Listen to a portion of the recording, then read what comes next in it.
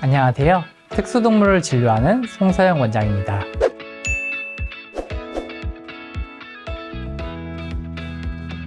특수동물은 개체마다 독특한 습성을 가지고 있어 이들을 이해하는 데 새로운 시각이 필요한데요. 고유한 생태와 행동을 이해함으로써 특수 반려동물과 함께하는 삶이 더 조화로워질 수 있습니다. 오늘 강의에서는 특수동물에 대한 잘못된 편견과 오해를 바로잡고 이들의 매력을 탐구하며 흥미로운 이야기를 나누어 보겠습니다.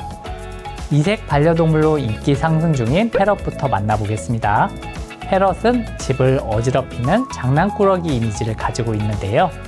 또한 패럿은 호기심이 많아 집안 곳곳을 탐험하는 것을 즐깁니다.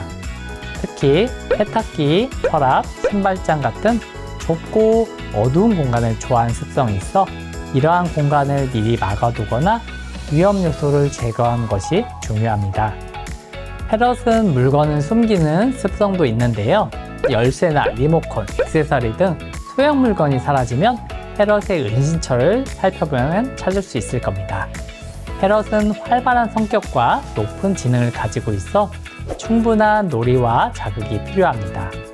터널이나 은신처를 제공하면 패럿의 스트레스를 줄이고 흥미를 줄 수 있습니다. 좁거나 숨을 수 있는 공간, 모두 패럿이 좋아하는 공간입니다. 장난꾸러기 패럿은 꽤 매력적인 반려동물로 이들의 독특한 습성을 이해하고 적절히 관리하면 함께 생활하는 데 큰 즐거움을 얻을 수 있습니다. 다음은 돼지입니다. 많은 사람들이 돼지가 진흙에서 구르는 모습을 보고 더러운 동물이라고 오해를 많이들 합니다. 하지만 이는 돼지의 본능적인 행동으로 오히려 돼지의 뛰어난 생존 능력을 보여줍니다. 돼지는 땀샘이 발달하지 않아 체온 조절이 어렵기 때문에 진흙 목욕을 통해 더위를 식히고 피부를 보호하며 해충을 쫓습니다. 진흙은 돼지에게 일종의 자연 선크림 역할도 하며 건강 유지에 큰 도움을 줍니다. 실제로 돼지는 매우 깨끗한 동물입니다. 야생에서 돼지는 배설 장소를 따로 정해 사용하는 습성이 있으며 사육 환경에서도 이 습성은 그대로 유지됩니다. 돼지는 자신이 먹고 자는 공간을 최대한 깨끗하게 유지하려는 본능을 가지고 있고 청결하지 않은 환경에서는 스트레스를 받거나 건강이 악화될 수 있습니다. 청결을 이렇게나 중시하는 돼지라니 참 의외지요? 돼지가 더러운 동물이란 오해를 풀기 위해 돼지의 지능과 사회적 행동을 살펴볼 필요가 있습니다. 돼지는 IQ가 약 80에 달하며 이는 돌고래나 침팬지와 유사한 수준으로 고도의 문제 해결 능력과 학습 능력을 보입니다. 돼지는 사람의 얼굴을 기억하고 알아볼 수 있으며 심지어 퍼즐을 푸는데도 능숙합니다. 또한 돼지는 매우 사회적인 동물로 무리 내에서 상호작용을 통해 협력하거나 서열을 정합니다. 이들은 서로의 이름을 기억하며 기쁨, 슬픔, 스트레스 등의 감정을 표현할 수 있습니다. 돼지는 정서지능도 높아서 사람이나 사육자와 깊은 유대감을 형성하기도 합니다. 이러한 돼지의 특성 때문에 미니피그라고 불리는 작고 귀여운 돼지를 반려동물로 키우는 분들이 계신데요. 미니 돼지는 작고 귀여운 돼지로 알려졌지만 평균적으로 50에서 100kg까지 자라며 일부 개체는 더 큰 크기로 성장하기도 합니다.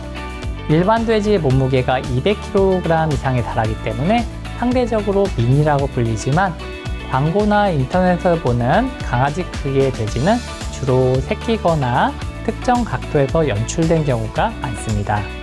미니 돼지는 성장 속도가 매우 빠르고 사육 환경과 식단에 따라 최종 크기가 달라질 수 있습니다. 그래서 반려동물로 키우기에 앞서 돼지의 특성을 충분히 이해해야 합니다. 미니 돼지는 활동적인 동물로 좁은 실내에서만 생활하기에는 적합하지 않습니다. 충분한 운동과 탐험이 가능한 넓은 공간을 제공해야 하며 적절한 외출 시간을 가지는 것이 중요합니다.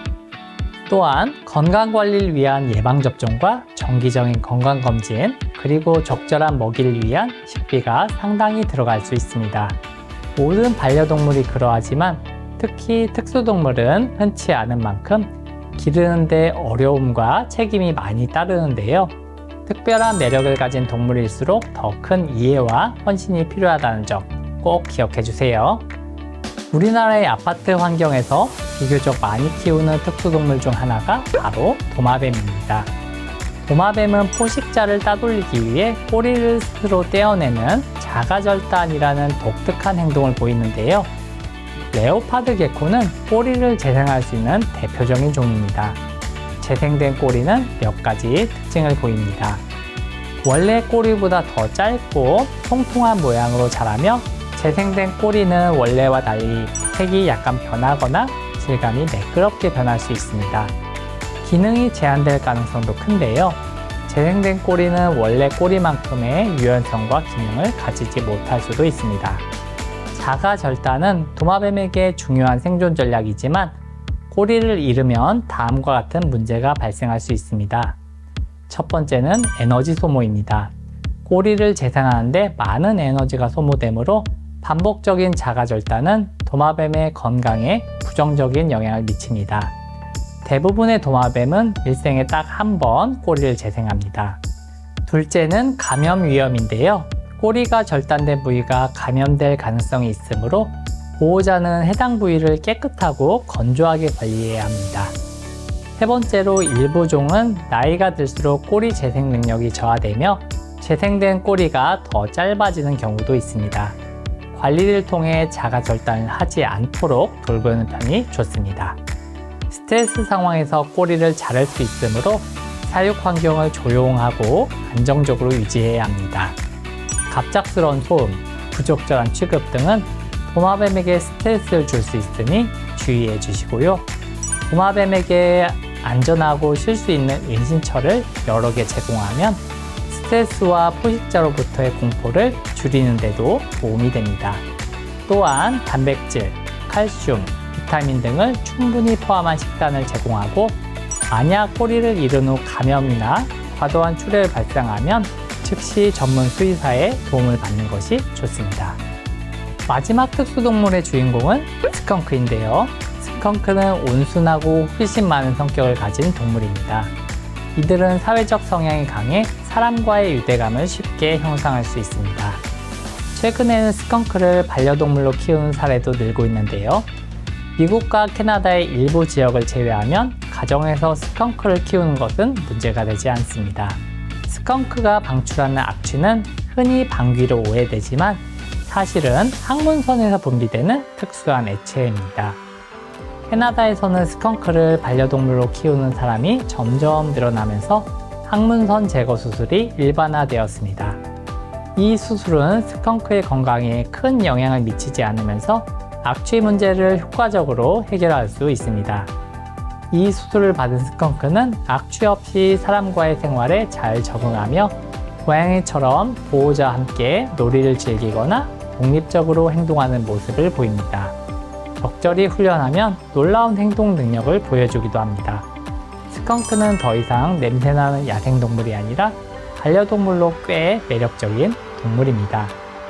두 번에 걸친 강의를 통해 다양한 특수동물의 특징을 알아보았는데요.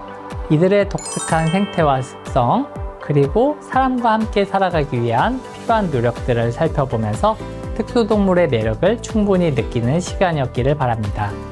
함께 해주셔서 감사드리며 여러분과 동물 친구들의 행복한 시간을 응원하겠습니다. 지금까지 송사영 원장이었습니다. 감사합니다.